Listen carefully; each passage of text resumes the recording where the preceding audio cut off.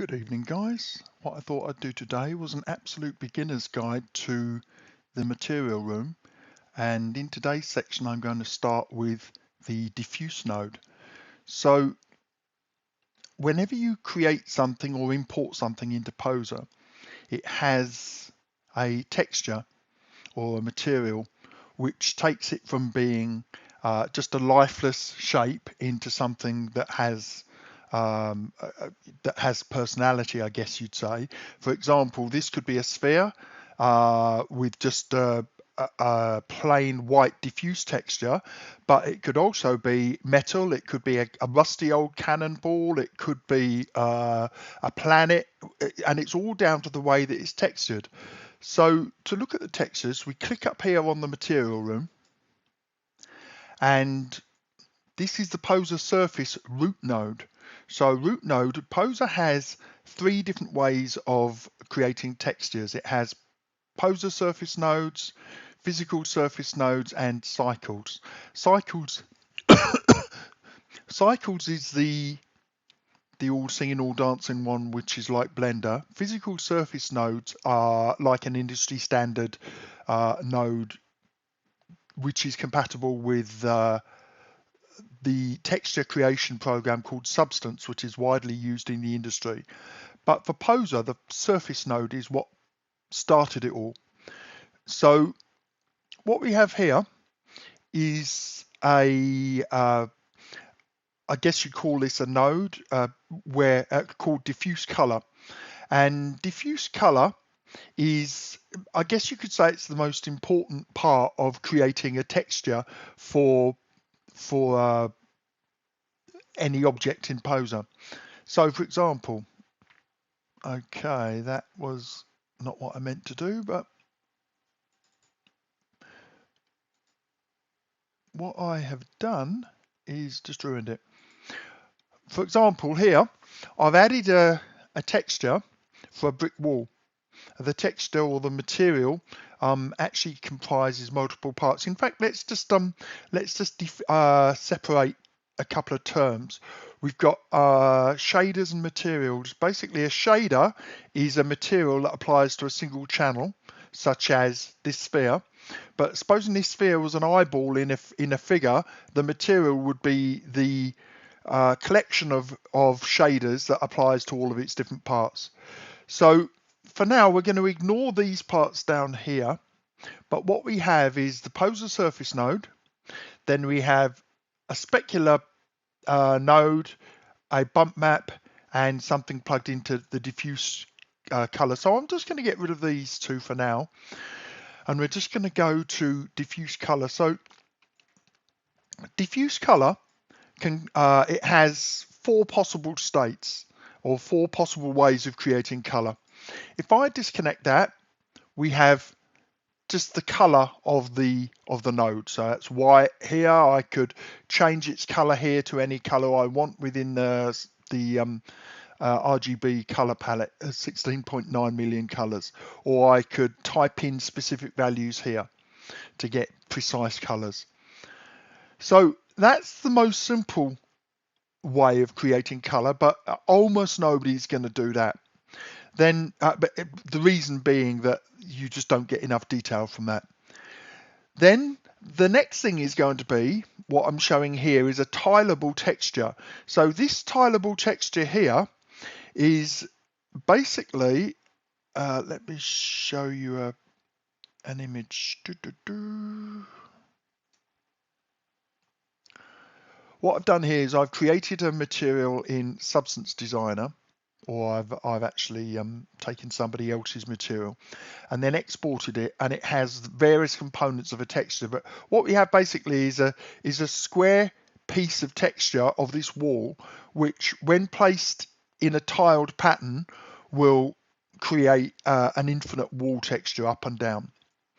And to connect this to my texture, I simply drag from the output of the image map, so it's a bitmap basically, and drag it to the input of the diffuse color channel, and that applies that straight away to the sphere. Now, there is some specular on there, which I'm going to get rid of. I don't want to complicate things. And then I'm going to copy this texture, and then I'm going to place it on this one. So the first thing you see is that bitmaps are dependent on the size of the object. So this texture here wraps exactly once around this sphere. And if the sphere is smaller, it still only wraps exactly once. And that's because the scale is set to 1, 1. And you'll notice here that the scale is expressed in terms of U and V. That's X and Y. And let me just quickly show you. This is how the coordinate system works in 3D. So when you're navigating space in Poser, Y means up and down, the Y-axis. X is left and right. And Z is in and out of the scene or depth. But when you're talking about textures, somebody decided it would be less confusing if you completely renamed those. So they went to the other end of the alphabet, and you've got U is X, V is vertical, and W is height. Okay, so these are basically just a transposition. X, Y, Z coordinates become U, V, W when you're talking about model mapping. But what is model mapping? Well, this sphere here has what's known, well, actually, I'm not quite sure if this does, probably has a UV coordinate system. And what that means is that the surface of the sphere is described such that it can be transposed, or this flat image can be transposed onto this sphere. So this flat surface becomes unwrapped into this spherical surface. And if I show you, for example, this is a UV unwrap of a human figure. So it's a 3D figure unwrapped into a 2D bitmap, basically. So if I go back to this, so we said that we've got 4 ways of creating textures. So what I have here is this tileable texture, and at the moment it's wrapped precisely once around this sphere. UV scale and UV offset. We'll start with offset. Offset simply allows you to move the texture in left and right or up and down. So U is left and right. So if I do 0.5, that moves the texture 0.5 of its size to the side, of its size to the scale. To the side. So you can see here, even though they both have exactly the same texture, this one has been offset slightly. And I can do the same with the height. 0.25, let's go. So that's quarter of its size upwards. So that's a good way to create variety. If you have a similar object being instanced in a scene, or you just replicated it, simply by changing the UV, it's really good with wood, but simply by changing the offset, you can create apparent difference. So let's just go back to 0, 0. The other important thing is scale. So 1 is 100% scale. Anything less than that is going to be a fraction of that scale. Anything more than that is going to be a multiple of that scale. So for example, if I go to 0.1, actually we'll use the bigger one, it'll be easier to see. If I go to 0.1 in the U space, that texture is now 1/10 as wide. And if I now go, let's go 0.25, in fact, it'll be easier to see. So that's a quarter as wide as it was, and 0.25 in the vertical. You can do them, as you saw, in different ratios. So you could have one half as wide and the other one twice as high. But you see here now, what I've done is I've quartered the size of that texture. And the reason it works is because of this parameter called tile. So what that says is take that texture, repeat it across the surface. But if I turn that to none, now that texture is just placed once on this sphere. and I'm not quite sure where it's placed it. You would think it might do it on the front, but there you go, on the bottom somewhere. So let me just roll that ball up. It's not rotating around the center either. That's not very convenient. And you can see that texture is there on the bottom. So I'm just going to undo that. So if we just have a single instance of a texture, it's not tiled, and that's going to come into things in a moment. But the texture for now is going to be tiled, which means repeated across the entire surface. Now, you notice the way that that other texture distorted, and you can see that here as we look at the top. See, it kind of resizes there. It's not very tidy, so it leads me to think that the default system for the poser primitives is not UV mapped. It doesn't have UV coordinates. Getting a bit detailed at the moment. Okay, so let me bring in another figure, because I want to show you the other really, really important type of mapping. So we've got a La Femme figure here,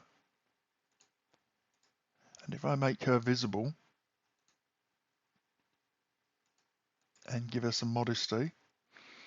So this figure also has a 2D bitmap, which you can see. Let me go to her torso. Oh, we'll go to her face. Where's her face? Skin head, here we are.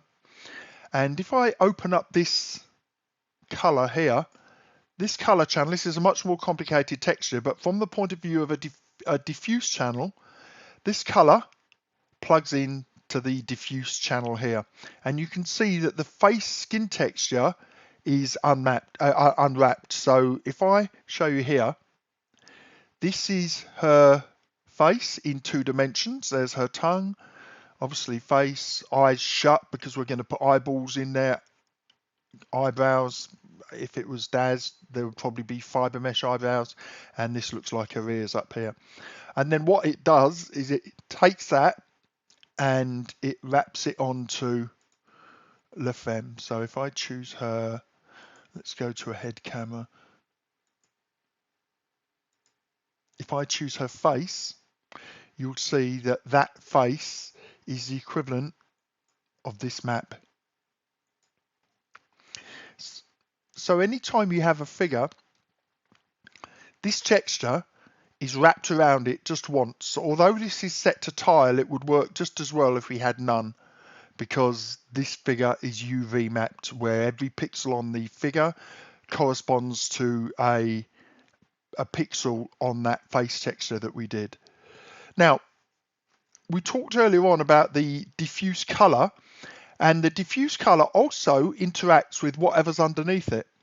So we have here a white diffuse color, which is the most common. I remember with some of the early Michael and Victorias, they had a kind of a weird blue color, which was really a reflection of the fact that they just didn't color balance the skin textures, I think.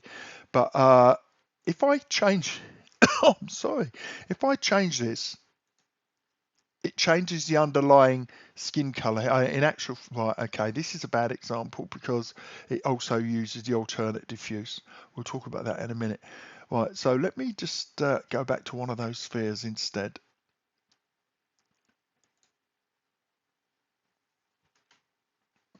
Okay, so if I take this sphere here,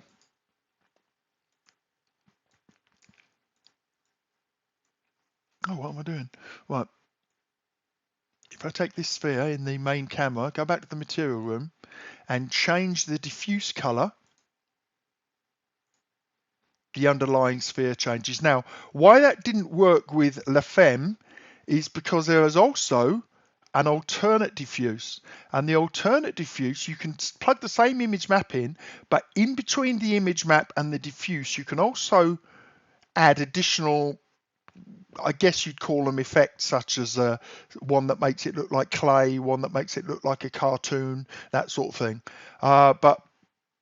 And also additional lighting effects.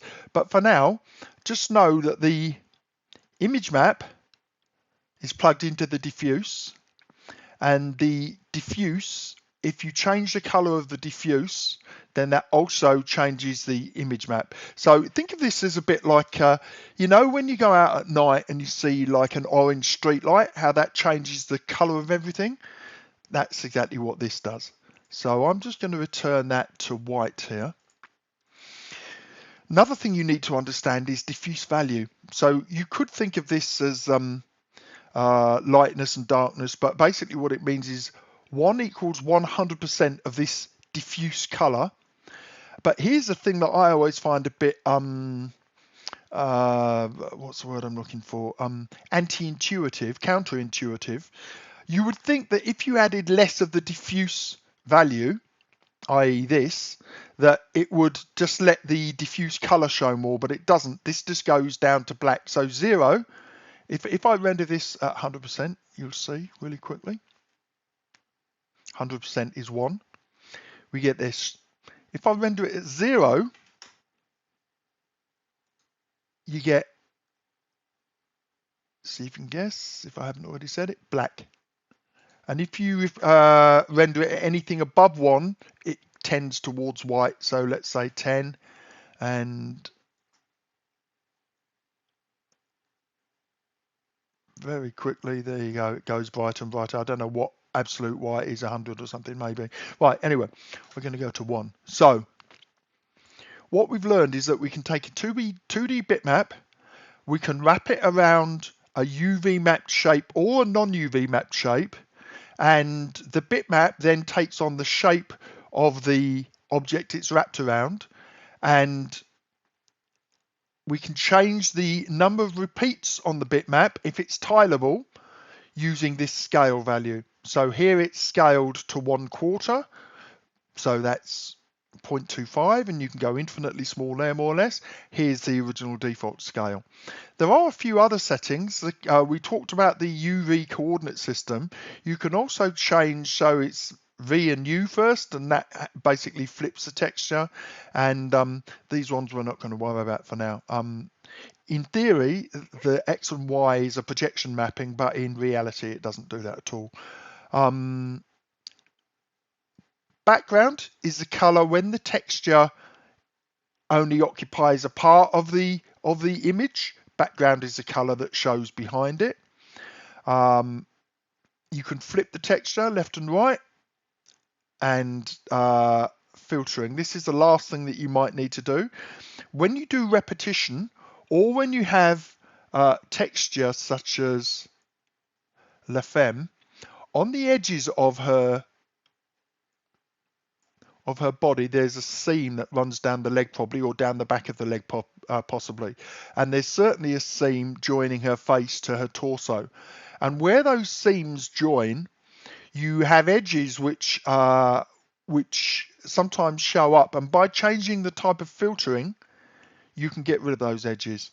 And the same with this repetition here. It can stop tiled textures showing up as tiled.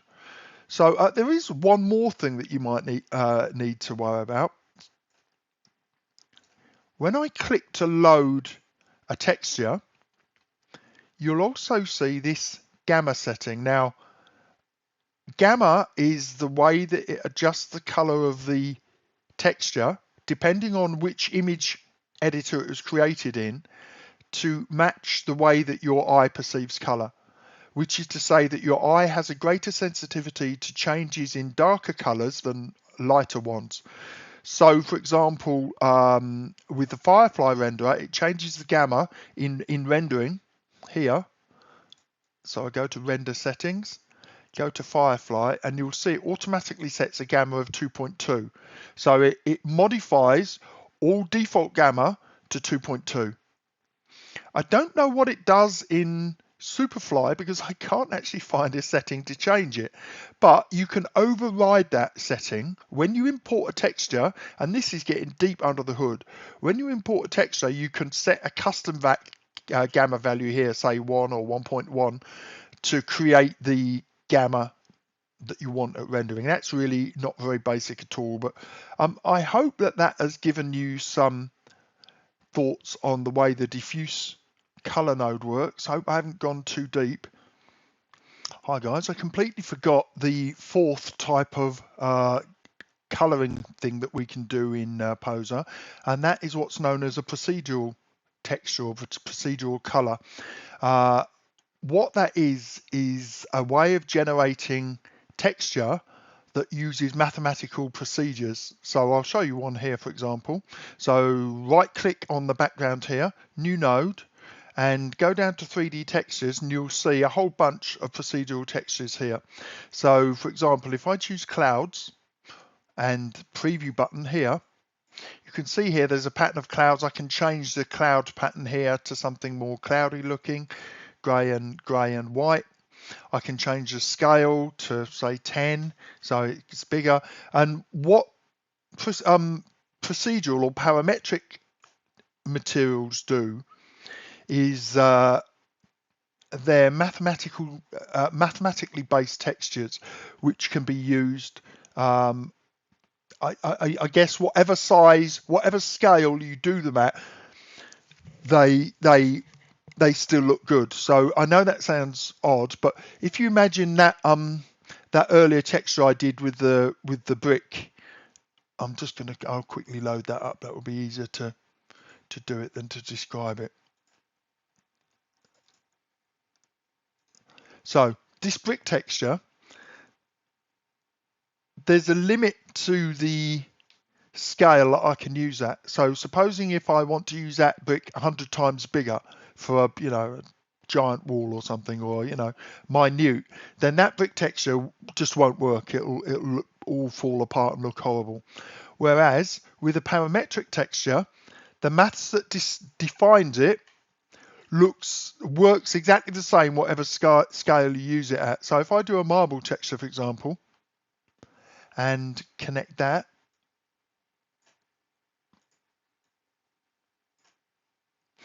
there's the marble texture. It's not a very good one here, but when I render it, let's give it a quick render. It's a much nicer texture. And if I now change the scale of that, say 100, okay, it's okay. The reason that's not working is it's actually too big for the object. Let's do 10. Okay, there. So this still looks as smooth. I accidentally changed the color there from black to gray as well. But the sharpness of this texture remains the same, whatever scale I do it at. Probably marble wasn't the best example. Let's show you some more.